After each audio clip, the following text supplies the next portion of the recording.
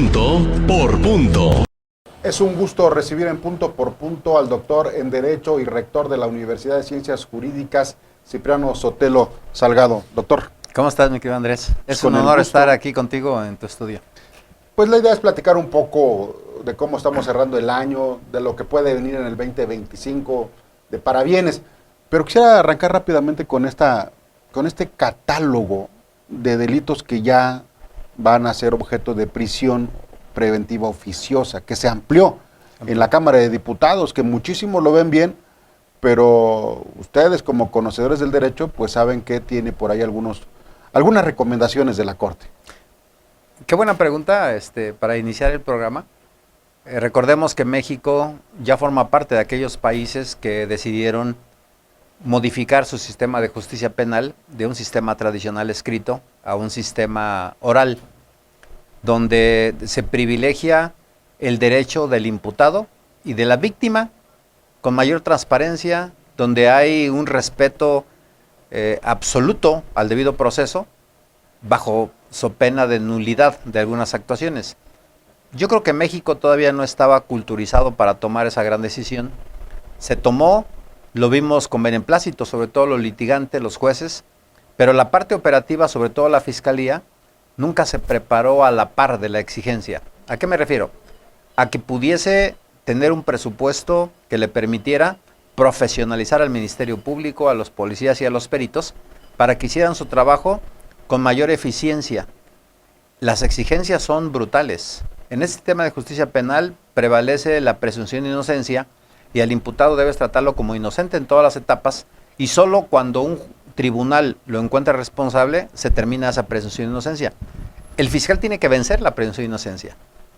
De tal manera que si nosotros estamos pensando en una medida cautelar dentro de las 14 que marca el Código Nacional de Procedimientos Penales, y la más drástica es la prisión preventiva, habría que capacitar al Ministerio Público para que la justificara. El Estado, lejos de cumplir con la encomienda de capacitar al Ministerio Público, de profesionalizarlo, dice, bueno, vamos a darle un emolumento y crea la prisión preventiva oficiosa, para que a falta de capacitación, el juez de oficio determine qué delitos se va a quedar el imputado privado de su libertad. Ya no es una carga para el Ministerio Público, sino el juez le hace el trabajo. Claro que trajo muchísimas inconformidades, a tal grado que llegó a la Corte Interamericana de Derechos Humanos, uno de esos casos, hoy ya son 7, y dice la Corte Interamericana, a ver, tú México adoptaste el sistema de justicia penal oral, donde no cabe una prisión preventiva oficiosa. Entonces tú lo decidiste así, capacita a tus fiscales, dótalos de las herramientas necesarias, o si no, pues define qué va a hacer con tu sistema, porque si aceptaste el reto, ellos tienen que justificar que una persona se debe quedar detenida mientras se sigue un proceso en su contra, pero no a rajatabla tú se lo impongas. Y así es como condenan al Estado mexicano, en el caso Tecpile contra México, para que modifique su constitución, el párrafo segundo del 19 constitucional, y elimine la prisión preventiva oficiosa.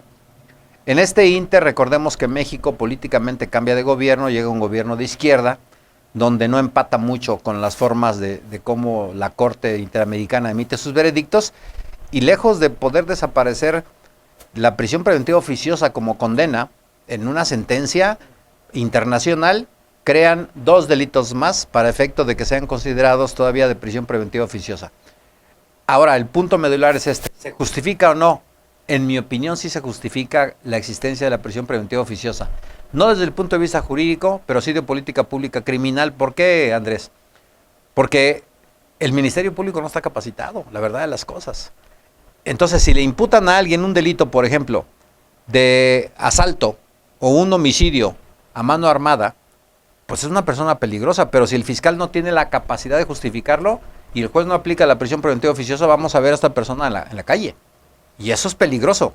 Bueno, esta misma semana hay polémica por algunas liberaciones que se han hecho de personas que se dice que son altamente peligrosos y se culpa al juez.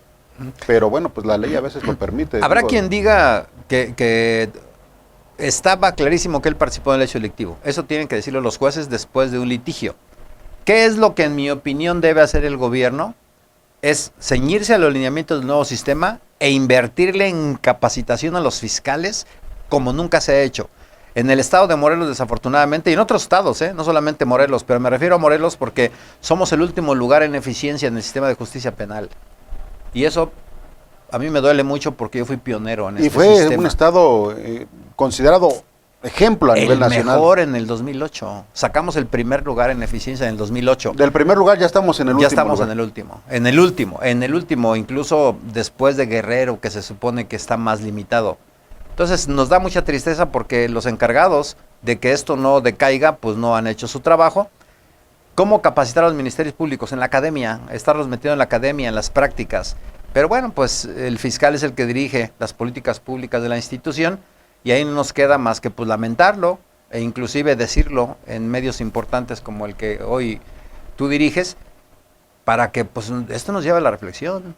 Porque la propuesta del sistema era que estos penales desaparecieran, ¿no? Si la mayoría de las personas iban a tener una medida distinta a la prisión preventiva, pues ¿para qué los querías abiertos? Pero no, y siguen sobresaturados. Siguen muy saturados. En fin, un tema que en el momento se está discutiendo en la Cámara de Diputados, el trabajo en plataformas digitales que no estaba regulado.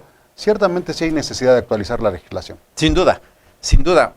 Hoy la tecnología y sobre todo la digitalización pues es una realidad. Tú y yo no nos imaginábamos hace 10 años que pudiéramos traer una computadora con nosotros en nuestro teléfono, el que ocupábamos simplemente para comunicarnos, y hoy en día ahí puedes hacer todo, inclusive trabajar. Así es. Trabajar. En mi opinión no va a ser tan fácil regularizar. Habría que analizar qué se ha hecho en otros países de primer mundo donde la digitalización va a la vanguardia. Pero mira, sin tanto entrar a temas complejos, en mi opinión, los homework o el trabajo en casa tiene que analizarse si es factible, que se pueda analizar por destajo, como decimos coloquialmente. Porque va a ser muy complicado, Andrés, tener un trabajador en casa y medirle su eficiencia en base al tiempo. Yo creo que más bien no se trata de tiempo, se trata de resultados. Porque el patrón también busca tener resultados. Es un tema muy complejo porque también quienes optan por ese tipo de trabajo, pues buscan su libertad, buscan disponer de su tiempo, de su horario. Cierto. Pero bueno, pues obviamente ahora también muchos van a querer beneficios que dé la ley. El trabajo en casa pues ha estado regulado, pero ahora el trabajo en plataformas digitales, digo, ya sacará el producto a la cámara y lo podremos revisar, pero sí es bien importante. Se están acotando los tiempos inclusive laborales. Se acaba de aprobar la ley de la silla. Así donde ya no podemos tener gente parada todo el tiempo. Aquellos que por su naturaleza del trabajo tienen que andar de pie, deban tener un descanso. Para los padres que tienen hijos, ya no solamente es la incapacidad o los permisos pagados para la mujer que tiene que aliviarse, también para el varón, que es papá y que tiene que darle la asistencia. Entonces estamos entrando en una política donde el trabajador se le están reconociendo varios derechos que probablemente no se hacía con antelación. Pero debe venir un equilibrio siempre, porque el patrón, habría que entenderlo como tal, el patrón es el que propicia el impulso de la economía de este país. Y hoy tenemos impuestos, de los que si me permites vamos a hablar enseguida, a cargo del patrón. Así es. No estoy diciendo que se le tenga que cargar la mano al trabajador, no, sino regularlo de manera equitativa, para que el patrón no se ahuyente, se espante y se vaya. Porque si nada más estamos viendo la parte de regularizar a favor del trabajador determinados derechos, determinados tiempos, pero descobijamos al patrón con la misma cobija, se va a ir o va a cerrar la fuente laboral. Y eso obviamente trae un desequilibrio socialmente en las políticas públicas. A ver, vamos a adelantarnos hacia el tema de los impuestos. Ok, hoy tenemos un presupuesto nacional, e inclusive que se replica en el estado de Morelos. A nivel nacional hay dos pagos que no pueden evitarse cubrir. Dos. El proyecto de la Presidencia de la República es las pensiones, que cada vez son mayores, y las deudas exteriores. México ha aumentado su deuda exterior a partir del sexenio pasado, se ha levantado muchísima espuma y no podemos nosotros dejar de pagarla porque entonces México se convierte en un país falto de credibilidad y sin posibilidades de acceder a créditos. Entonces son dos pagos que no hay forma de evitarlo. Pero el pagarlos, Andrés, en automático afecta a otras áreas, como la seguridad, como la salud y como la educación. Esto es muy lamentable porque son las áreas que más deberían fortalecerse. Y me voy al estado de Morelos. Están proponiendo en el estado de Morelos el incremento de un impuesto que se llama impuesto sobre el pago a la nómina. Solamente el patrón es el perjudicado. Yo tengo trabajadores, es un ejemplo, cualquier patrón tiene trabajadores, pagamos un 2% sobre el salario que le estamos pagando al trabajador. Ahora va a ser un 3%. 50% Y habrá más. quien diga, 50% más, y habrá quien diga, sí, pero es poquito, pero supongamos que yo pago 100,000 pesos mensuales. Si yo pago 100,000 pesos mensuales de salario, estaba pagando 2,000 al Estado. ¿Por qué? Simplemente porque es un impuesto. No hay mayor explicación, y que la Corte ya declaró constitucional además. Ahora van a ser 3,000 pesos. Entonces el único perjudicado es el patrón. Al trabajador le dicen, va a aumentar tu salario mínimo. Pues la verdad que se escucha muy bien. Qué bueno, porque va a tener mayor capacidad. ¿Pero mayor capacidad de qué? Porque si le aumentas el salario al trabajador, pues el patrón en automático tiene que pagar más impuestos sobre la nómina. El único perjudicado es el patrón, ¿eh? Sí. El único perjudicado. O el trabajador, porque habrá quien despida plazas. Diga, bueno, si tenía... Esa es la si consecuencia. tenía 50 trabajadores, ahora tengo Tiene 45, razón, ¿no? Tiene razón, esa es la consecuencia, pero aún más, mi querido Andrés, aumenta el salario, pero no es lo único que aumenta. Aumenta el huevo y la tortilla y el jitomate alcanzó. y el chile, pues ya no alcanzó. Entonces es un juego de palabras. Pero es un juego de palabras en el que, cierto, el que sale perjudicado es el patrón. O sea, el patrón es el que tiene que pagar más. Y el luego de la trabajador nómina, la cédula probablemente... profesional. Probablemente el trabajador también sea porque se va a quedar sin trabajo. El patrón no va a poder probablemente sostener a 10 trabajadores y aún no tenga que decirle adiós. Así es. Y eso implica que hubo una afectación. ¿Y quién es el único que gana? El gobierno. El único que gana es el gobierno. Entre comillas, porque...